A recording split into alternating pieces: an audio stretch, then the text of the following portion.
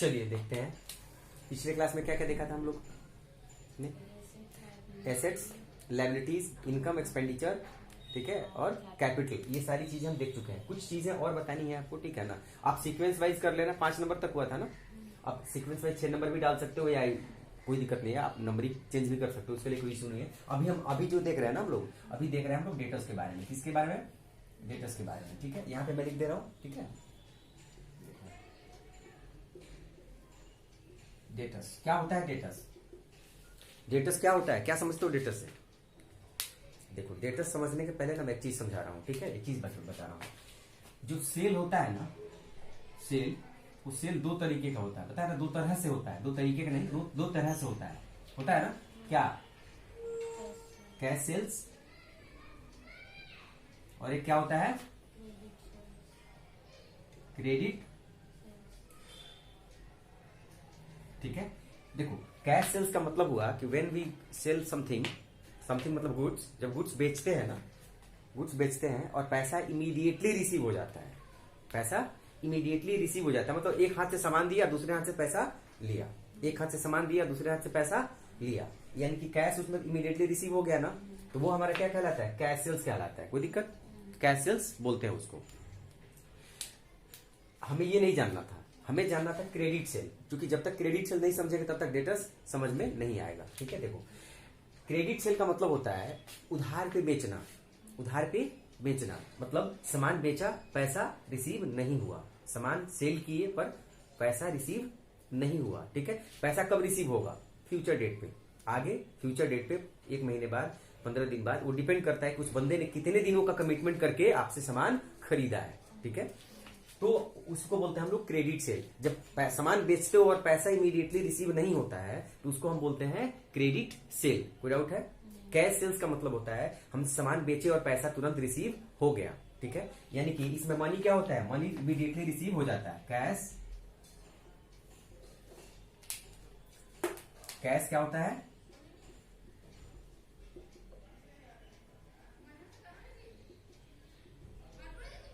Immediately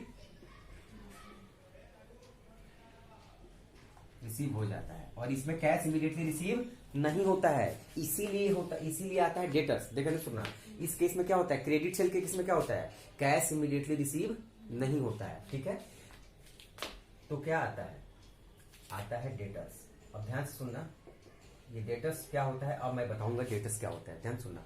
cash sales मतलब cash cell की, सामान बेचे और पैसा रिसीव हो गया।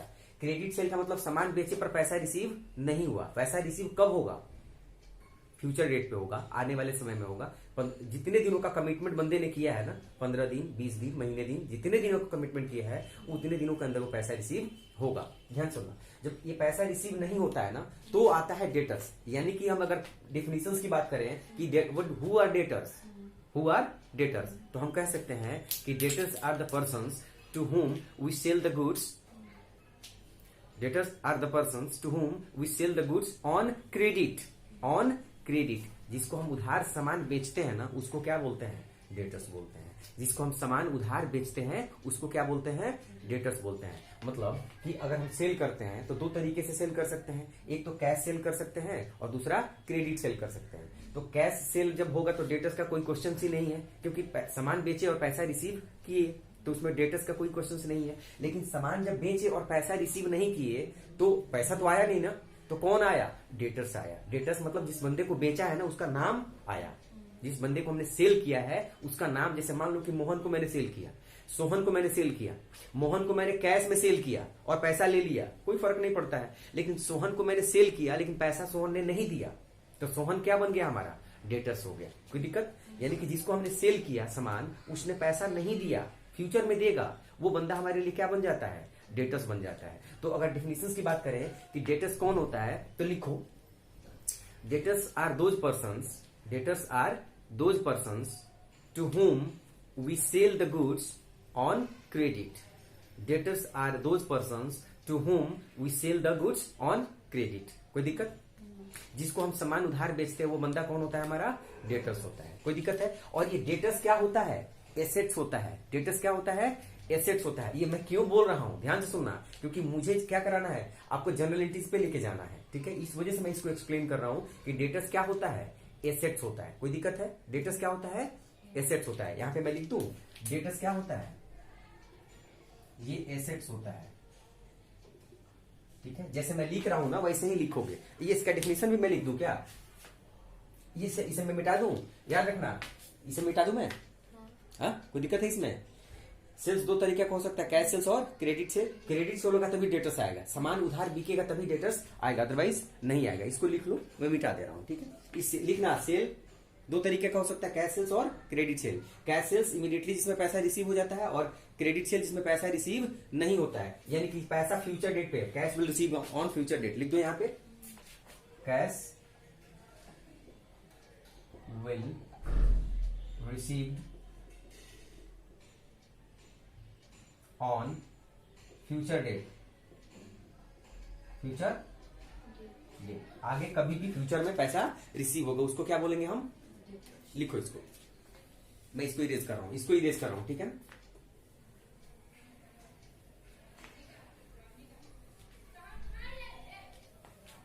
चलो देखो, ये डेटर्स और क्रेडिटर्स में बहुत कंफ्यूजन होता है, इस वजह से मुझे ये थोड़ा डिटेल्स में देखते हैं। The persons to whom we लिख देते हैं, the person to whom we sell the goods on credit। याद रखना, ये क्रेडिट वर्ड इंपॉर्टेंट है। क्या इंपॉर्टेंट है? क्रेडिट वर्ड इंपॉर्टेंट है। The persons to whom we sell the goods on credit, ये हमारा कौन होता है? डेटर्स होता है। कोई दिक्कत? और डेटर्स क्या होता है आपका? एसेट्स होता है। डेटर्स कौन होता है? एसेट्स होता है। कोई दिक्कत? डेटर्स कौन होता है? एसेट्स होता है। कोई डाउट है इसमें? चलो ठीक है। अब नेक्स्ट हम टॉपिक देखते हैं, क्रेडिटर्स। क्या देख रहे हैं हम लोग? क्रेडिटर्स। क्योंकि इसमें बड़ी कंफ्यूजन होता है, स्टूडेंट को इसमें बहुत कंफ्यूजन होता है।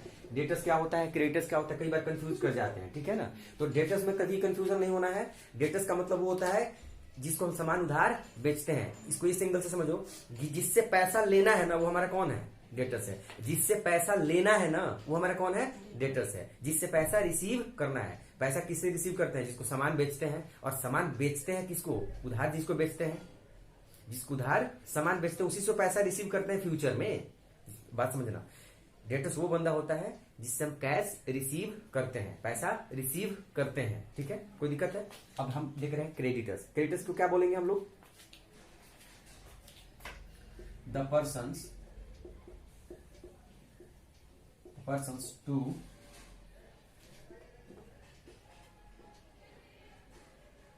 whom we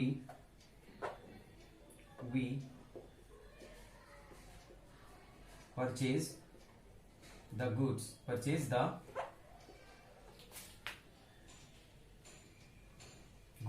on credit. ध्यान से सुनना, यहाँ पे दो वर्ड इंपॉर्टेंट है, एक वर्ड क्या है? यहाँ पे परचेज और यहाँ पे वर्ड क्या इंपॉर्टेंट है? सेल, ठीक है। देखो डेटर्स में क्या होता है? सेल होता है, और क्रेडिटर्स में क्या होता है? परचेज होता है। हम परचेज करते हैं, ठीक है, हम परचेज करते हैं। मतलब कि the persons to whom we purchase the goods on credit, वो व्यक्ति जिससे हम सामान उधार खरीदते हैं, वो कौन होता है? क्रेडिटर होता है। इसका मतलब हम ये कह सकते हैं, इसको लिख लेना यहाँ पे, अगर हम परचेज की बात करें तो परचेज दो तरह से हो सकता है। परचेज दो तरह से हो सकता है, एक तो कैश हो सकता है, बोलो कैश परचेज, और एक हो सकता है क्रेडिट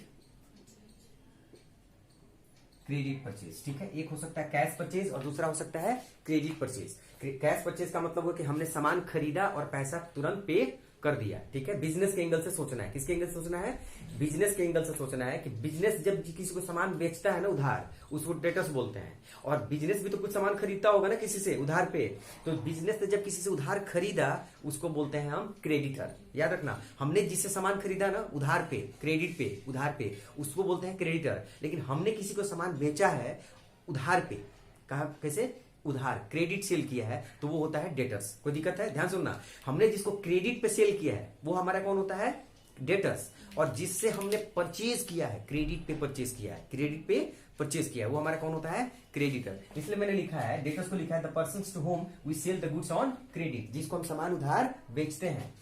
क्रेडिटर्स का मैंने लिखा है the persons to whom we purchase the goods on credit, जिससे हम सामान खरीदते हैं उधार पे खरीदते हैं, वो बंदा कौन होता है, हमारा क्रेडिटर्स होता है, ठीक है। अब परचेज दो तरीके से हो सकता है, एक तो कैश परचेज हो सकता है और दूसरा क्रेडिट परचेज हो सकता है। कैश परचेज हो सकता है और दूसरा क्रेडिट परचेज हो सकता है। तो कैश परचेज में क्या होता है बताओ, कैश परचेज में क्या होता है, कैश क्या होता है, इमीडिएटली पे करना पड़ता है, कैश इमीडिएटली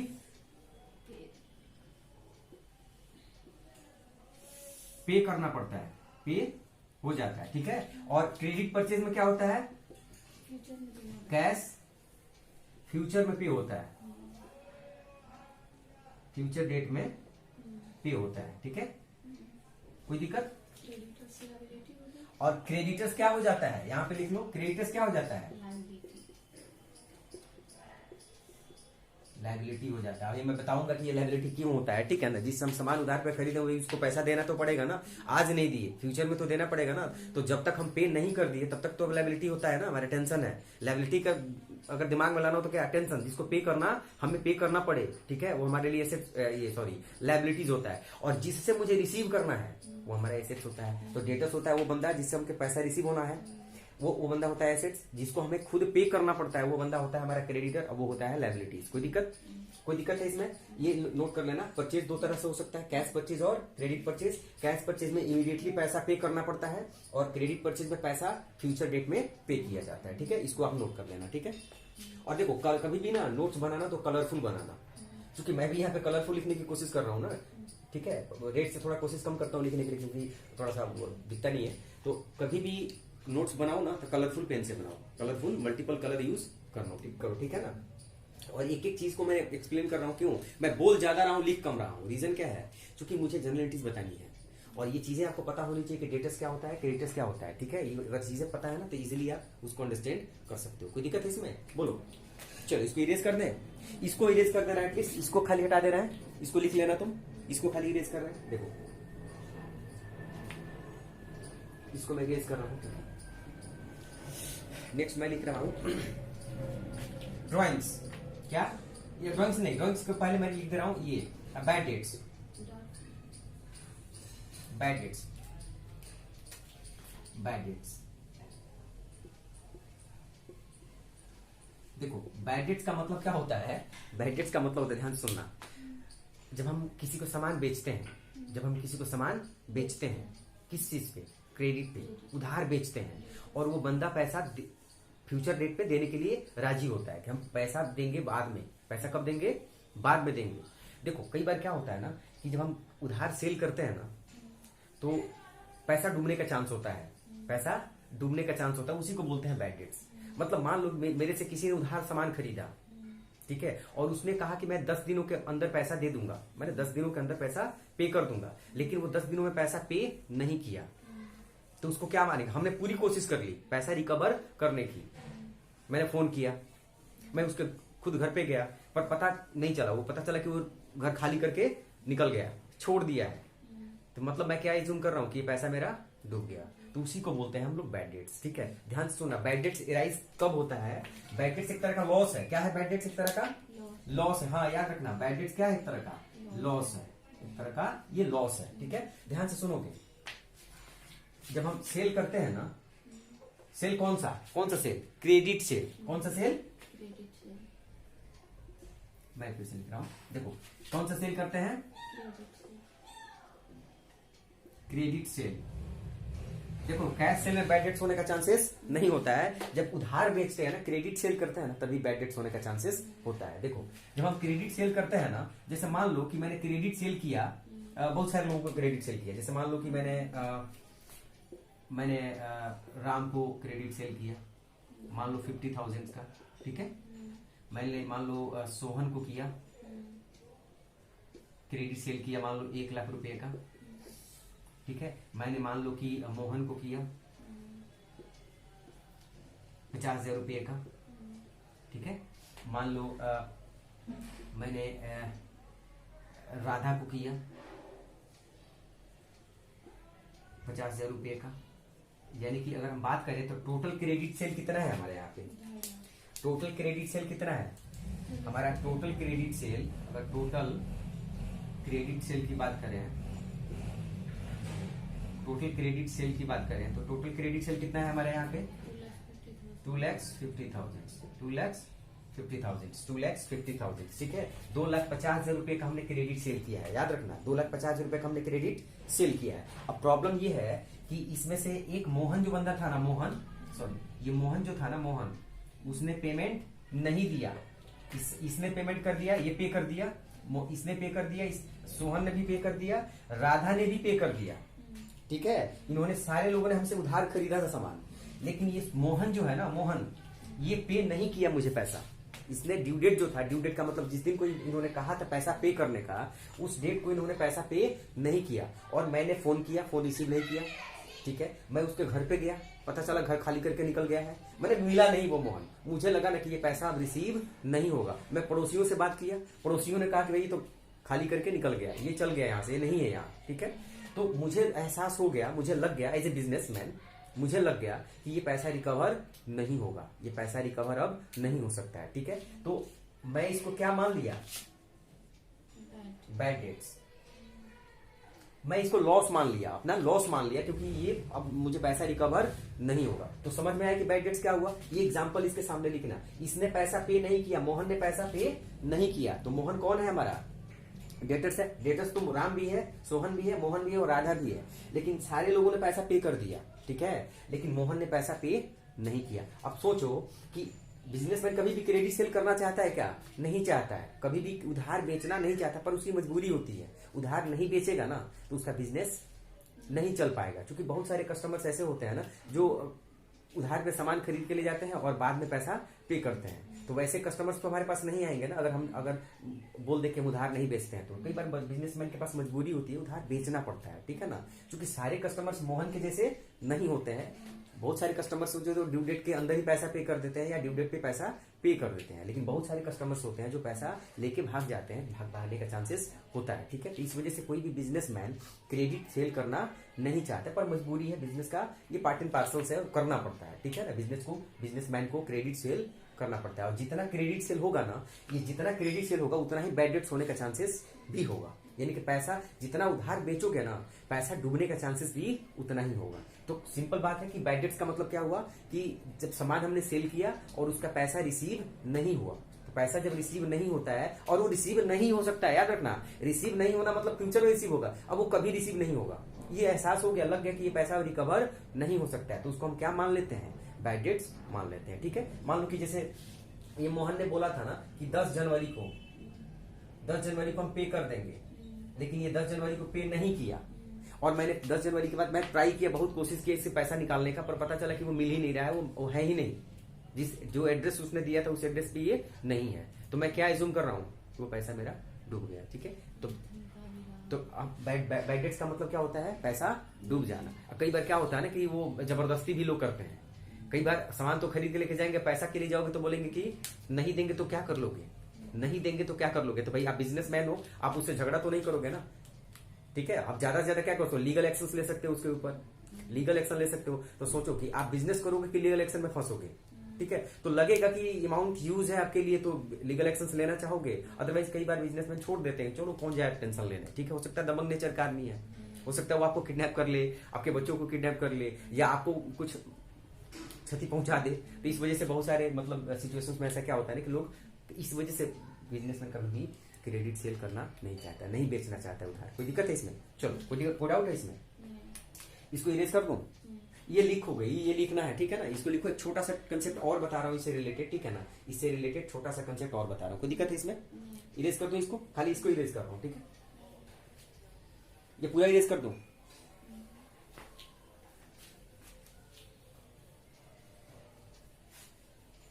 चलो इसको भी मिटा दे रहा हूँ फिलहाल। एक छोटा सा कंसेप्ट में बस छोटा सा और चीज बताना है, डाउटफुल डेट्स के बारे में। क्या डाउटफुल डेट्स, यहीं पे लिख दे रहा हूं मैं, डाउटफुल डेट्स। ये डाउटफुल डेट, बैड डेट्स तो देख लिया कि पैसा डूब गया, बैड डेट्स तो हमने देख लिया कि पैसा डूब गया। ये डाउटफुल डेट्स क्या होता है? डाउटफुल डेट्स क्या होता है? डाउटफुल डेट्स का मतलब होता है डाउट लग रहा है, संदेह लग रहा है कि पैसा डूब सकता है, डूबा नहीं अभी, लग रहा है कि पैसा डूब सकता है, उसको बोलता है डाउटफुल डेट्स। जैसे मान लो कि किसी ने मेरे से सामान खरीदा, जैसे मोहन ही था, मोहन मेरे से सामान खरीदा, मोहन ने मेरे से सामान खरीदा और मोहन का दोस्त है सोहन, वो मेरे पास आया, बोला कि मोहन को आप सामान बेचे हो ना उधार, वो जिसका पैसा लेता उसका देता नहीं है, बहुत सारे लोगों का मार्केट में पैसा उसने फंसा के रखा है, ठीक है। और मैंने जब पता लगाया मोहन के बारे में तो पता चला कि सही, ये सोहन सही बोल रहा है, तो मेरे को डाउट होने लगा, हो सकता है कि जब किसी का नहीं दिया तो मेरा भी नहीं देगा, पर अभी ड्यू डेट आया नहीं है। मान लो वो बोला था 10 जनवरी को देने के लिए ना, 10 जनवरी को देने के लिए बोला था, और अभी मैंने जनवरी को मैंने उसको सेल किया है, याद रखना। और वो पे करने के लिए कब बोला है? 10 जनवरी को बोला है। कौन? मोहन। कौन? मोहन। तो अब सुनो, 1 जनवरी को मैंने सेल किया है, 2 जनवरी को या 1 जनवरी को ही मुझे पता चल गया कि ये मोहन फ्रॉड है, ये पैसा जिसका लेता है उसका देता नहीं है, तो मैं 1 जनवरी से लेके और 10 जनवरी के बीच में जो ड्यूरेशन है ना, इस बीच में मैं इसको क्या मानूंगा? डाउटफुल डेट्स की कैटेगरी में रखूंगा, क्योंकि संदेह है कि पैसा हो सकता है नहीं भी देगा। तो डाउटफुल डेट्स का मतलब होता है कि जब लगे कि ये बंदा पैसा नहीं देगा तो हम उसको संदेह की निगाह से देखते हैं, ठीक है। डाउटफुल इसी को बोलते हैं, कोई दिक्कत है? डाउटफुल का मतलब होता है कि लग रहा है कि ये पैसा नहीं देगा ड्यू डेट पे। अगर ये ड्यू डेट पे पैसा नहीं पे किया तो ये क्या बन गया? बैड डेट बन गया। बात समझ में आया? अगर ड्यू डेट के अंदर पैसा दे दिया तो हमारा डाउट गलत था, हमारा संदेह करना गलत था। आई बात समझ में? तो ये टॉपिक क्लियर है, ठीक है, इसमें कोई दिक्कत है? एक छोटा सा कंसेप्ट मैं और बताऊंगा ड्राइंग्स का, ठीक है, एक छोटा सा कंसेप्ट और बताऊंगा ड्राइंग्स का, उसके बाद मैं जनरलिटी पे कन्वर्ट होऊंगा, ठीक है, शिफ्ट करूंगा मैं जनरलिटी पे। कोई दिक्कत है इसमें? तो इसको खाली एक नोट डाउन कर लो, डाउटफुल डेट समझ लो। डाउटफुल डेट्स का मतलब होता है कि जब आपको डाउट लगने लगे, सेल जिसको किए हो वो पैसा रिसीव होने में आपको लगे कि ये पैसा में भी हो सकता है, फ्यूचर में रिसीव नहीं भी हो सकता है, तो उसी को बोलते हैं डाउटफुल डेट्स। कोई दिक्कत है? चलो इसको लिख लो।